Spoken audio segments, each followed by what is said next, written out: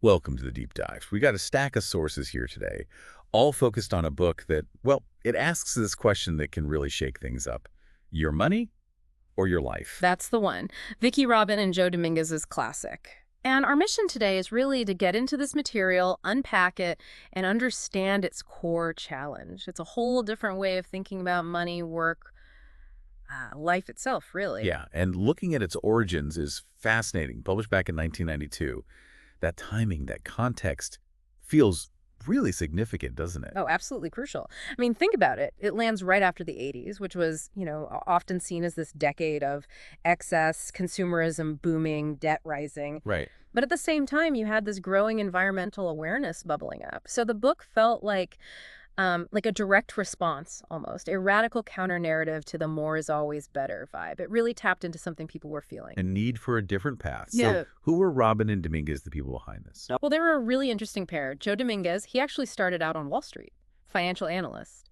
But his own story is maybe the most powerful thing. He retired at 31. Wait, 31? From Wall Street? That's not the typical career path. How on earth did he do that? Through, serious intentional frugality, but meticulous planning. He basically lived the ideas in the book before the book. His life was the proof of concept. This financial independence thing, it was actually possible, even really young. Wow, okay. And Vicki Robin, what was her contribution? Vicki brought in the wider view, the sort of humanistic, philosophical elements. She wasn't strictly finance like Joe. She connected the financial stuff to the bigger picture, things like environmental responsibility, community, personal growth, finding fulfillment. So she gave it that broader meaning. Exactly. She turned it from just a how to save money guide into a whole philosophy for living. So you had Dominguez with the nuts and bolts, the practical how-to, Mm. and Robin with the bigger why, the purpose. That combination must be why it hit such a nerve. I think so. Their shared goal was really about helping people get off that treadmill, the wage dependency, the consumer cycle. It was about reclaiming your own life, living intentionally, not just reacting to bills. Okay, let's dig into the absolute core concept then, the one that really makes you stop and think. Money as life energy. It's not just cash, is it? No, and this is where it gets really transformative, I think. The central idea is that the money you earn, it's a direct stand-in for your life energy, your finite time, your vitality, the actual effort you put in at work. So every dollar I spend, it costs me a piece of my life? Is that the idea? That's exactly it. Every dollar spent isn't just a number on a receipt. It's a chunk of your non-renewable time, your effort, maybe even your stress that you traded away to get that dollar. Wow. So when you look at buying something, the real question becomes, is this thing worth, say, 3 hours of my actual life?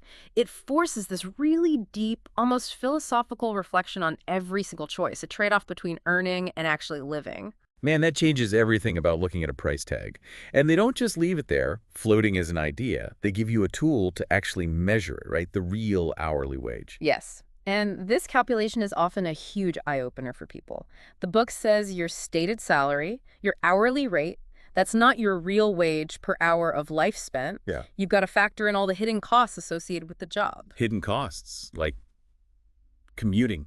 Exactly. Commuting, time, and money. Work clothes you wouldn't buy otherwise. Lunches out because you're rushed. The time you need to just decompress after a stressful day. Maybe even stuff you buy to cope with work stress. Okay. Yeah. All the things that wouldn't be expenses or time sinks if you didn't have that specific job. Precisely. So you add up all those extra costs, subtract them from what you earn, then you divide by the total hours you actually dedicate to everything work-related, commuting, working, de-stressing, the lot. And the number you get. Is often way lower than you think. Your real hourly wage. I can see how figuring that out would be motivating. Suddenly, that overtime shift or that fancy gadget costs way more hours of your actual life than you realized. It forces you to ask, is this job, is this purchase truly worth that much of my limited time on Earth? So if money is my life energy and I'm recalculating my real wage, what's the goal then? It's not just about piling up cash in the traditional sense, is it? No, not at all, actually. The book pushes for financial independence, or FI. But not FI just meaning being rich. It means having the ability to live without being forced to work for money. The freedom to choose. Whether you trade your life energy for money or use it for something else. That's it. It completely reframes wealth. Wealth isn't just dollars, it's measured in time, freedom, autonomy. Money becomes a tool to build the life you want, not the master you serve. So the vision isn't necessarily about, early retirement on a beach somewhere, though maybe it could be for some, Hmm. but more about creating space, freedom to follow passions, maybe contribute to your community, live more sustainably. That's the real heart of it, I think. It frames frugality not as sacrifice, but as, as deliberately choosing what you value most. Simplicity becomes a route to fulfillment, a real alternative to that constant chase for more stuff that often doesn't satisfy anyway. Okay, that's the big picture of the philosophy. But how do you actually do it? The book gives that very practical framework, the 9 steps. Right, this is the engine. It's a structured path. Step by step, it builds awareness, helps you clarify that relationship with money, and guides you towards that independence goal. And the sources kind of group these steps into themes. First up, awareness and tracking. Yeah, the foundation. This involves tracking, and they mean every single penny, income, expenses, everything. It sounds intense, and it is at first. This covers steps 1, 3, 5, and some of 6 in the book. Every penny, really. For someone who just kind of checks their bank balance now and then, that sounds huge. Yeah. Is it really that important to be so granular? The book argues. Absolutely, yes. Because it forces you to confront your actual spending habits, not what you think you spend. You see the patterns, the leaks you didn't know about. It makes your finances real, tangible. They even suggest putting up a big wall chart. A physical chart on the wall, like graphing your money. Exactly. A visual reminder right there. For accountability, sure, but also so you can literally see your progress month by month. Makes it hard to ignore. Okay, so you track everything. I imagine that naturally leads to the next phase, evaluation and revaluation. It does. Once you have the data, you look at your spending through that life energy lens we talked about, and you reevaluate your work, too. This brings in steps 2, 4, and 7. Step 2 is calculating that real hourly wage. Step 4 asks that huge question, how much is enough? Which feels like a question people grapple with forever. It is. And the book doesn't just give you a number, it guides you to define your point of sufficiency. What do you truly need versus what's just want, or societal pressure? And step 7, called For Love or Money, is about consciously valuing your life energy in relation to your job. The key question in this whole phase is, did spending this money or spending this hour working actually bring me fulfillment and value equal to the life energy I traded? That's a powerful check. Did trading my limited life hours for this genuinely make my life better in a meaningful way? It's the turning point. It shifts you from just spending automatically to making conscious choices. And then, based on what you learn there, you move into action. Right. Taking action and building momentum. Yep.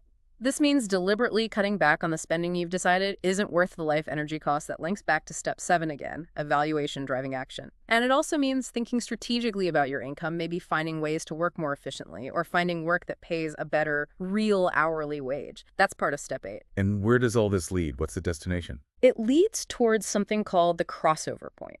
That's the major milestone, also in step 8.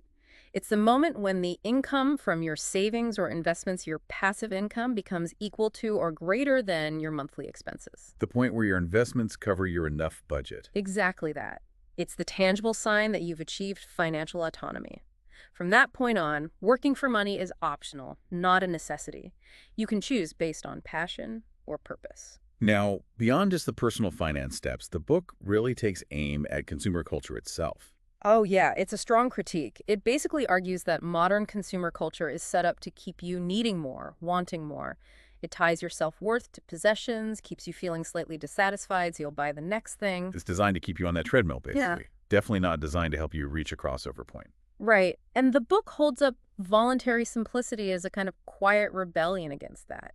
Choosing consciously to consume less frees up your life energy, your money, your mental space for things that actually matter, more experiences, people, purpose, connection.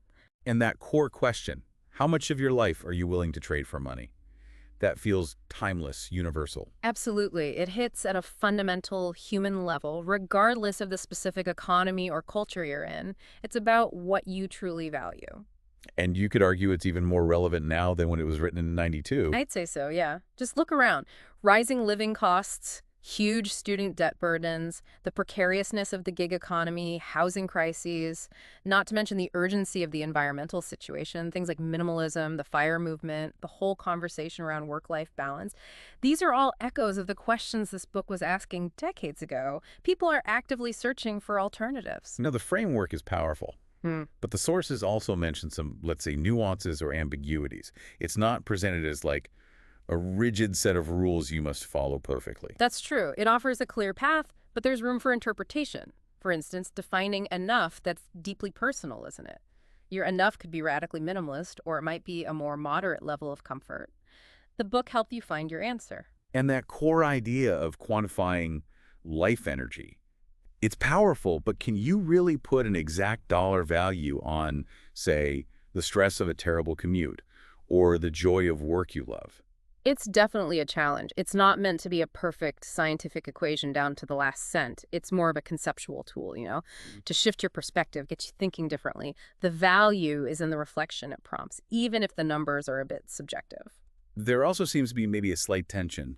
The book inspires this potentially huge radical transformation in thinking, but the steps themselves are quite gradual, incremental. Yeah, it kind of holds both. It offers this revolutionary way of seeing things, but also gives you a concrete, manageable process. How fast you go, how radically you change things, that's really up to the reader. And like you said earlier, we have to remember the context. It was written in pre-internet ubiquity, pre-apps for everything, pre-gig economy. So the core principles hold up, but maybe how you apply them today needs a bit of updating for our current financial world. Exactly, the fundamental questions, the perspective shift that's timeless. But yeah, tracking might look different with online banking and apps. Investment strategies might have evolved. The how might adapt. But the why and the what remain incredibly relevant. This has been really insightful. It makes clear your money or your life is so much more than just a finance book. It's really a manual for intentional living. It absolutely is. By getting you to see money as your life energy, it forces you to be way more critical about where that precious energy is flowing, both how you earn it and how you spend it. That awareness is the key, the first step towards actually designing a life that feels right for you, brings genuine fulfillment rather than just chasing dollars. It definitely leaves you with some big questions to chew on afterwards. Which leads perfectly to a final thought for you to take away, inspired by all this. If you were to sit down and honestly try to calculate your real hourly wage for the work you did today, factoring in all those hidden costs, the commute, the stress, the time, what number would you actually arrive at? And then thinking about the money you spent today that was earned with that life energy, what purchase, if any, truly felt worth that specific, irreplaceable piece of your life? Something to definitely reflect on. Thanks for joining us for this deep dive.